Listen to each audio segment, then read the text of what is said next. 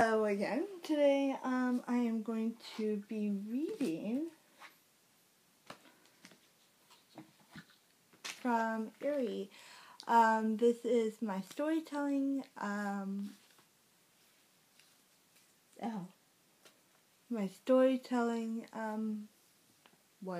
day of the week. So we are going to read, we're going to read this one. The story is called The Lessons of Mount Culp. And this is nonfiction by Aaron Binns. Okay, let's get started because it's kind of long. It's on my page, but it's like four columns. So pretty long. When Mary Culp first enters the classroom, it takes a moment to realize there is indeed a professor under the flowing mass of locks that instantly draw your attention. It is much like a proselytic flow, a dangerous, aerodistic display of Mother Nature's awesome power and ingenuity. It is an explosion, ashy cloud of thick, pulsating gray, tinged at the outer extremes with a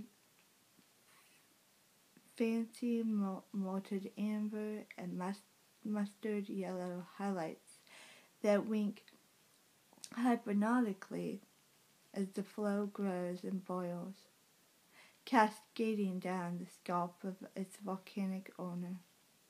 The molten terrain is a lesson to those who believe the world has nothing left to teach them.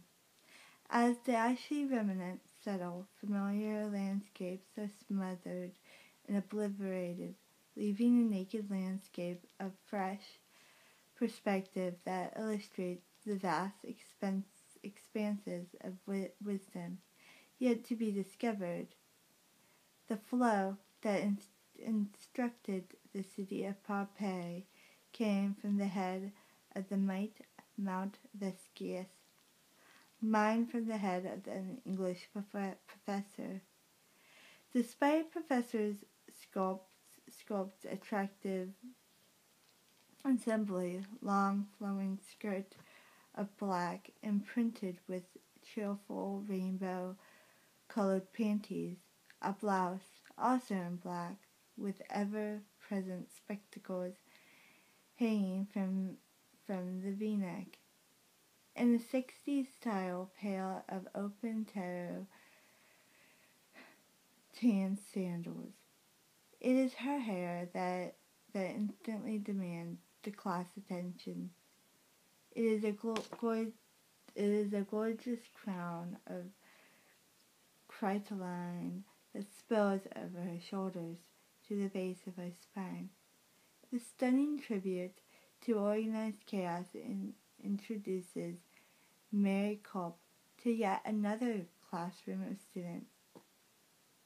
If ever there were a candidate for the eighth wonder of the world, this bold display of stylic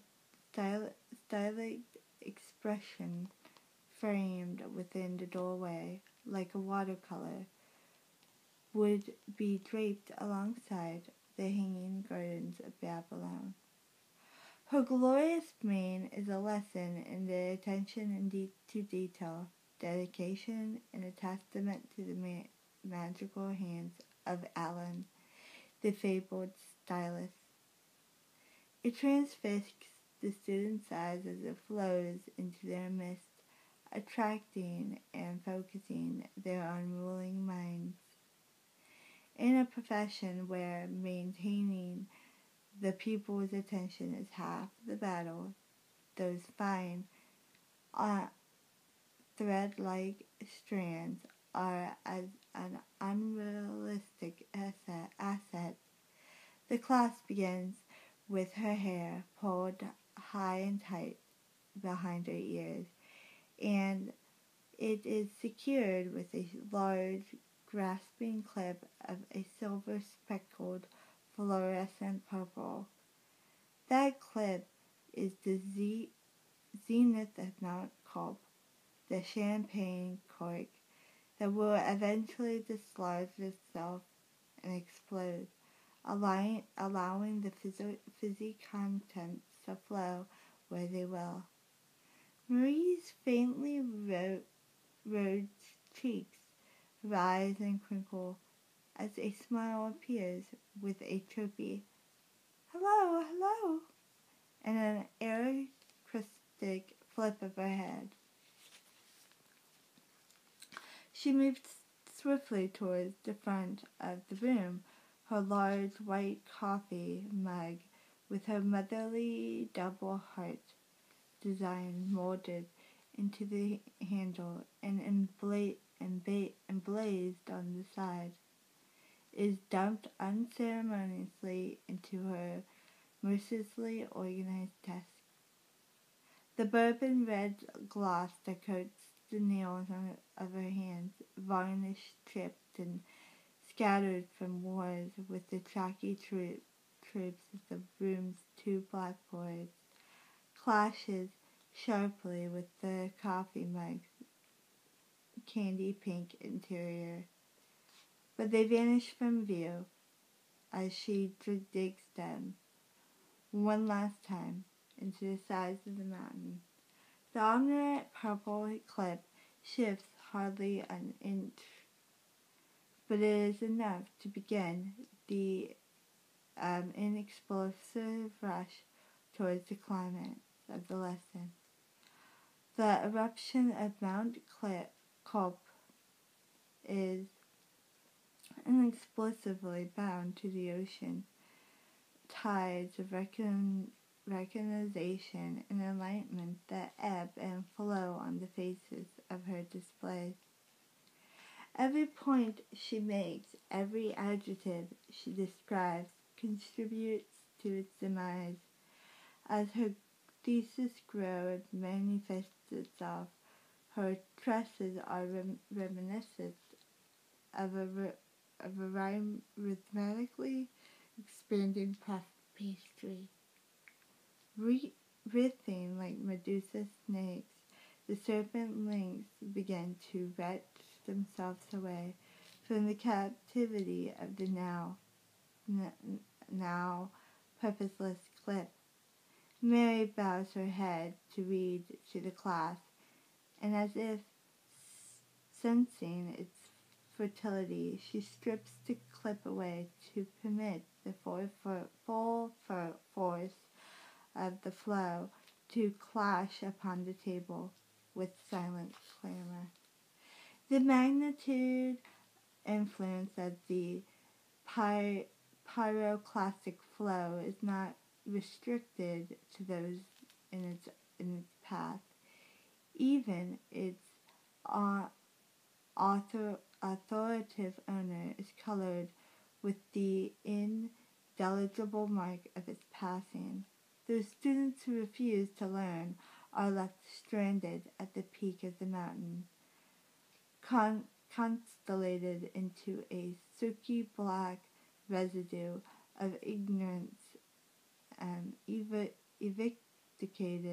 evicted of the roots and follicles of her head.